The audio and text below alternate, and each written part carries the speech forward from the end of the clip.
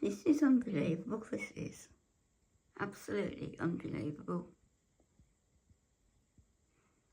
Harriet, sweetheart, she's waiting for somebody. She's waiting for one of my sons to come in.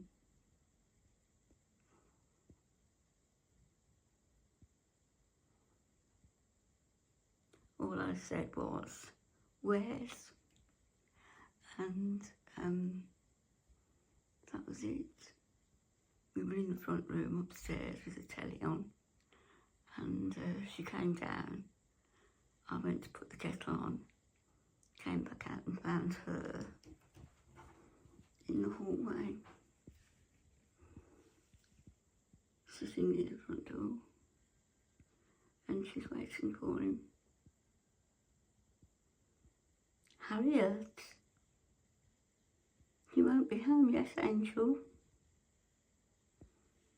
My baby. Oh, have you given up? Have you given up? You need to move away from there anyway, because if anybody comes in, they are going to hurt you. They're going to knock you over.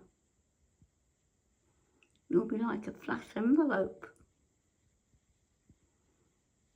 Oh. Oh.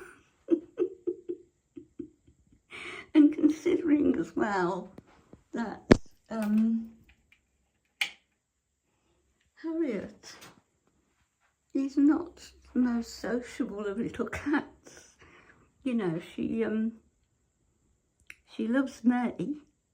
Clearly she does, and she tolerates everybody else. Well, almost everybody else. She didn't tolerate the fencing people, did you, very well? Or the plumber, the insurance man. And who else was it? Oh, and the other man who came just to service the boiler, the annual service.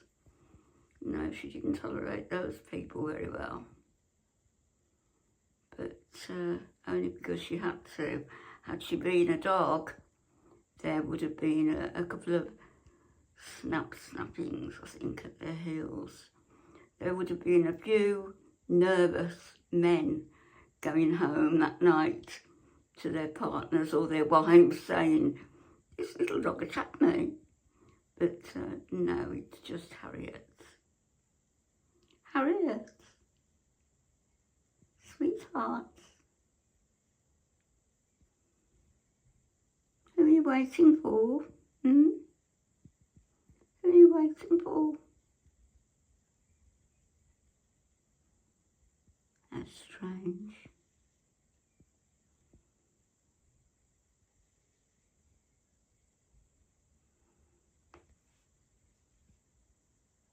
I'm going to have to take her upstairs and distract her, because if that door opens, there's going to be a sore nose or a sore foot, and certainly a trip to the vet.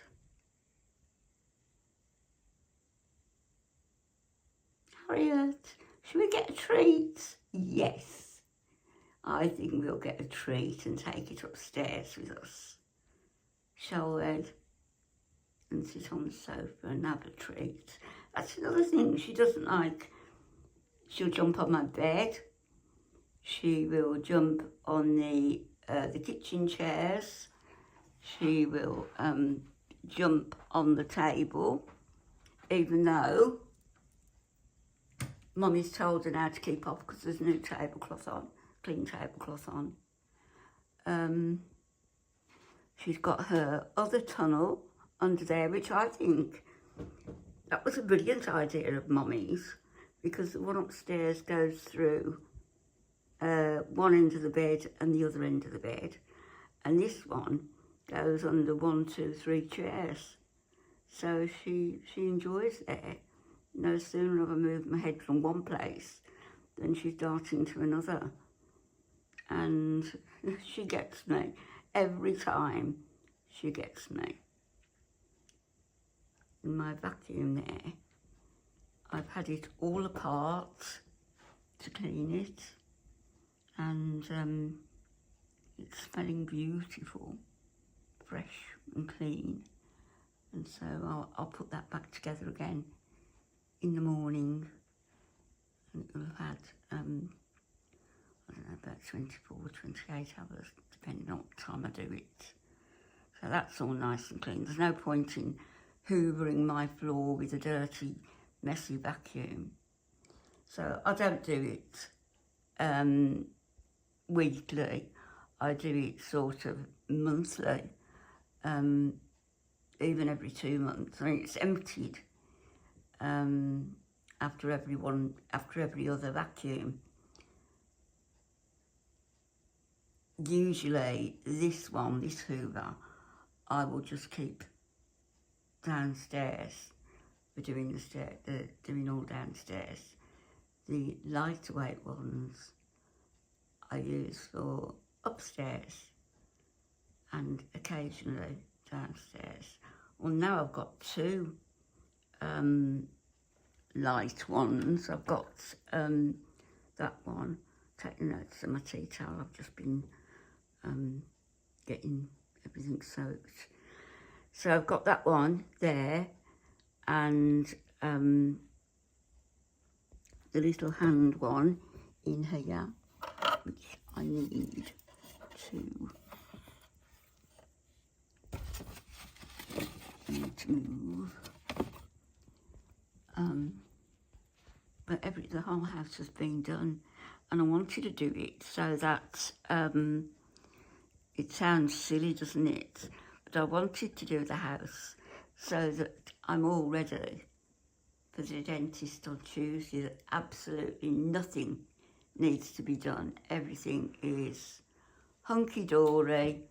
It'll be a little bit messy later on if Harriet's friend brings a takeaway in, but it'll be cleaned again tomorrow night, and then I won't have to bother again until after the dentist on Tuesday.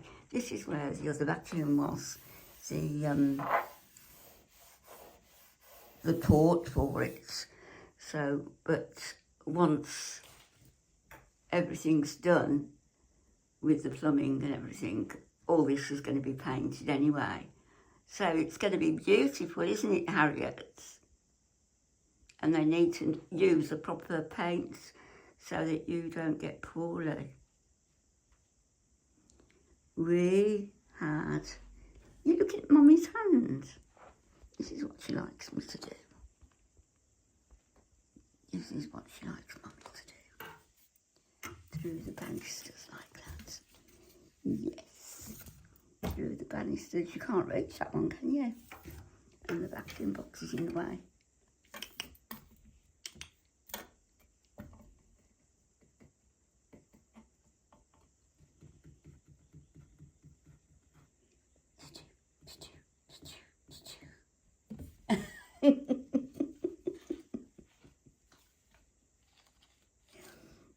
Oh, I wouldn't be without you, I wouldn't. How did I do without you? I didn't even know, well, you weren't born, were you? I didn't even know a little cat like this was going to come into my life. And, you know, for sure she was a lot of work. Unexpected. I don't know what I did expect. I suppose I expected a kitten to behave much as a puppy would. Come away from there, it's all clean, I don't want hairballs in it. But of course she didn't, and she was full, which she still is, of energy. And now, Harriet, who's the one who's full of energy? Yes, it's Mommy Muscles. Mommy Muscles is full of energy. You can't keep up with me, let's face it. Your food is upstairs, darling, because there's no room there, your fountain's there. And your other fountain's upstairs. Yes. Go back to the door.